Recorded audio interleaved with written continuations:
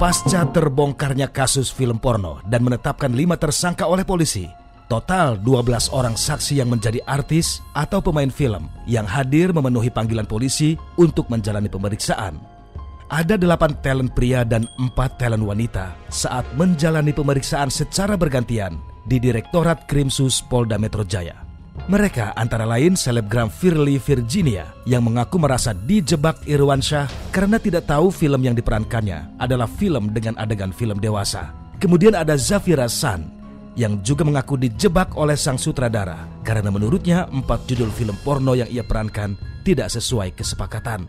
Lalu Caca Novita yang mengaku merasa dipaksa berperan di film porno. Terakhir Meli 3GP. Ia mengaku merasa trauma karena dipaksa melakukan semua adegan dewasa dan hanya dibayar Rp1 juta. Aku cuma satu episode karena aku udah trauma juga main di situ. Tapi emang awalnya tahu. 11 siang sampai jam 3 pagi disuruh main di situ. Dibayar Rp1 juta dan dipaksa melakukan semua adegan yang dia suruh dan tidak ada skrip sama sekali. Lantas sejauh mana pengakuan artis dan pemain dalam film porno tersebut yang merasa dipaksa dan dijebak oleh tersangka sang sutradara? Tim Fakta menemui Firly Virginia, salah satu pemeran artis film porno yang juga berprofesi sebagai model dan selebgram. 2022 bulan Desember saya dapat DM dari lewat IG dari karya Bintang Bersama, yang dimana itu yang punya Irwansyah. Oke, itu rumah produksi maksudnya atau? Saya juga kurang tahu saat itu. Dan dia bilang, film mau syuting nggak? Dia bilang syuting konten YouTube seperti foto. Karena dia tahu background saya adalah foto model. Dari situ saya tanya dulu dong seperti apa, gimana. Terus akhirnya saya cek lewat benar YouTube, memang ada YouTube kelas bintang atau karya Bintang Bersama. Saya cek film-filmnya memang bukan yang dewasa ya. Ada yang religi, komedi gitu. Jadi saya pikir, oh ya sudah. Dan kebetulan di postingan di IG-nya itu ada salah satu teman saya namanya Rilelus. Makanya saya pikir oh ini aman, makanya saya mau. Seminggu dari sana saya mau datang Jakarta, dijanjikan adalah fee sebesar 2 juta. Awalnya ya? Awal ya, sebesar 2 juta setelah hari syuting. Nah, dia hanya memberikan, saya minta DP dong, karena saya posisinya ada di Bandung.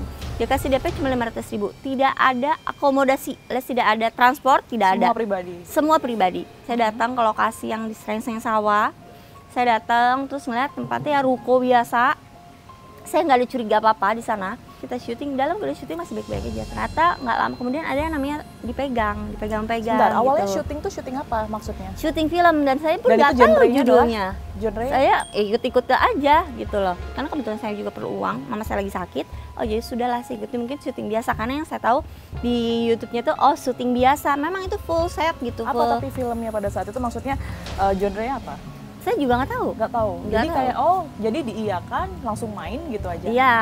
Nggak ada skrip, tidak ada. Nggak ada skrip juga. Tidak ada. Jadi semuanya itu langsung. Dan kita nggak coba untuk menanyakan mungkin ke produsernya?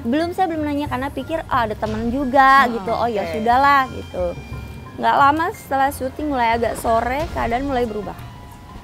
Gimana mulai ada Fir mesti pakai baju seksi dan mesti dibuka. Agak bingung loh Om, ini nggak apa-apa. Terus saya bilang ini aman. Terus dia bilang aman Fir, ini sudah legal dan berbadan hukum. Saya tanggung jawab. Dan itu lagi tidak akan terlihat, kata dia. Bagian tertentu tidak akan terlihat. Oh ya sudah. Itu nanti pasti di crop lah, ada editing, dia bilang gitu. Oh ya sudah. Satu saya risih karena ya ada talent lah ya, mesti pegang-pegang apa. Oh ya sudah gitu loh. Hari itu saya memainkan adegan dewasa, Mbak. Adegan dewasa. Pada saat itu ya, pertama kali saya syuting.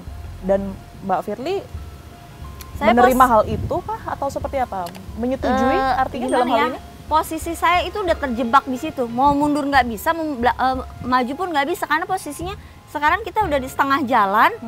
Kalau ya pasti kita kan mikirin nih, loh kita udah setengah jalan udah kerja nih, masa iya kita ngambil duitnya? Tapi saya sempat menolak sama Om Iran. Saya bilang, nggak apa-apa Fir, ini legal udah badan hukum, kamu nggak usah takut. Gitu ya. Ya udah, tapi saya udah bilang waktu itu karena sempat nolak. Terus ada pemaksaan nggak? Atau hanya menjelaskan bahwa seperti apa? Dia bilang kamu nggak usah takut kok, ini tanggung jawab, saya tanggung jawab gitu loh. Bahasanya dia. Saya udah bilang mundur, ya udah.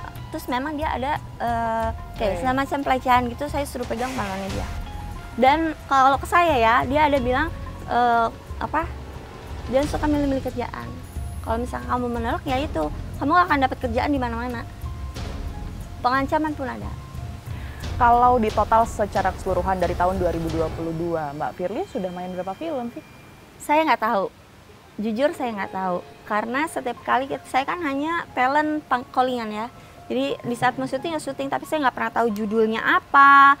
Saya nggak pernah lihat, hanya salah satu judul di mana Keramat Tunggak itu ada kemarin. Ya Rame kemarin itu ada skripnya, tapi semua adegan banyak yang di luar skrip.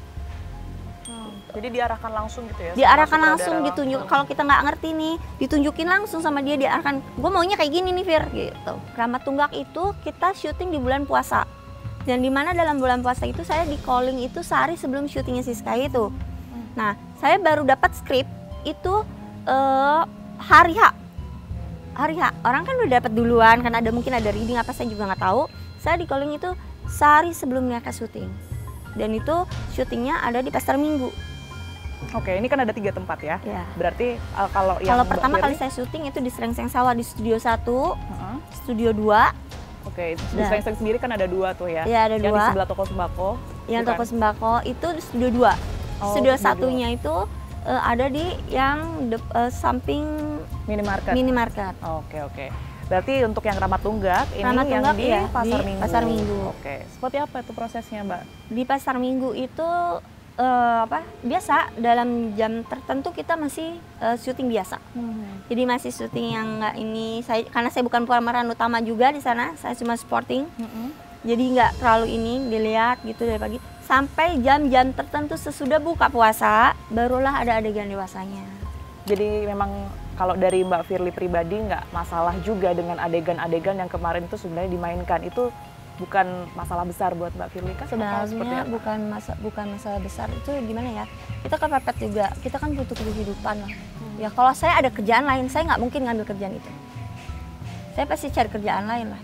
Karena posisinya Desember 2020 itu sudah mau selesai COVID, kita kerjaan susah. Jadi mau nggak mau makanya saya ambil kerjaan itu. Diinfokan kemarin sempat ada perbedaan pembayaran ya. Kalau dari Mbak Firly sendiri berapa? Saya dibayar hanya tergantung apa yang saya perankan. Misalkan ada pemeran ini ada pemeran utamanya ya, kamu jadi sportingnya tuh bayarnya 1 juta satu hari. Kalau misalkan pemeran utamanya saya tuh 2 juta. 2 juta itu sudah maksimal artinya ya, Mbak? Iya, bahkan kita tuh kerja di batas kerja wajar. Yang mana pagi kita sudah harus datang sampai jam 4 pagi syutingnya. Itu udah batas udah nggak wajar sih sebenarnya. Dengan fee segitu ya, gitu dan kita dikasih waktu istirahat itu bentar. 2 kali istirahat, paling 30 menit langsung take lagi. Dan kita pakai baju juga kadang ya pakai baju ala kadar gitu loh. Nggak yang ini, cuman memang dalam itu semua itu kan ala-ala hanya pura-pura saja. Nggak capek Mbak Firly? Saya bingung kata. Capek saya pengen coba membayangkan begitu lama gitu ya prosesnya, hanya dikasih waktu istirahat beberapa jam, dengan mungkin fee yang didapatkan menurut Mbak Firly juga tadi hanya 2 juta masih. Ya nggak sepadan, tapi kita kan namanya butuh makan. Ya kan butuh kehidupan gitu. Ya gimana ya, dibilang capek, dibilang kesel, dibilang berasa nggak ada harga dirinya tuh bener gitu loh. Gimana ya, saya kan satu saya harus ngebiayain orang tua, kedua saya butuh hidup nih. Kalau nggak kita kerja begini mau gimana, siapa yang mau ngasih? Emang ada yang mau ngasih cuma-cuma? Kan nggak ada. Mbak Firly, maaf saya juga mau nanya, kalau dari orang tua Mbak Firly, tahukah apa yang kemudian ini dilakukan dalam pekerjaannya Mbak Firly ini? Sebenarnya gini ya, kalau orang tua saya sebenarnya nggak tahu saya kerja apa. Dia taunya saya model saja. Tapi begitu kasus ini naik, mama saya sempat kaget. Dan mama saya tinggal sendiri di rumah, itu di Bandung. Yang saya takutkan dia anfal, karena dia punya penyakit. Mama saya sampai nggak mau keluar rumah.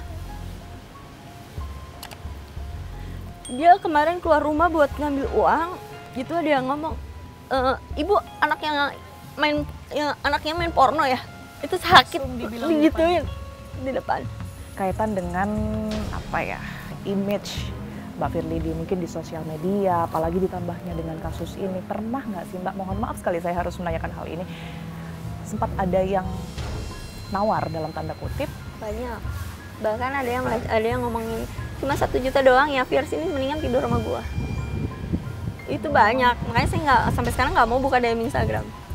Itu datangnya lewat DM atau ada yang pernah DM ngomong Instagram, langsung, WhatsApp misalnya? DM Instagram. Kalau sekeliling paling liatnya udah kayak apa sih gitu loh, ngeliatnya kayak berasanya kayak gue tuh punya apa ya, penyakit gitu loh.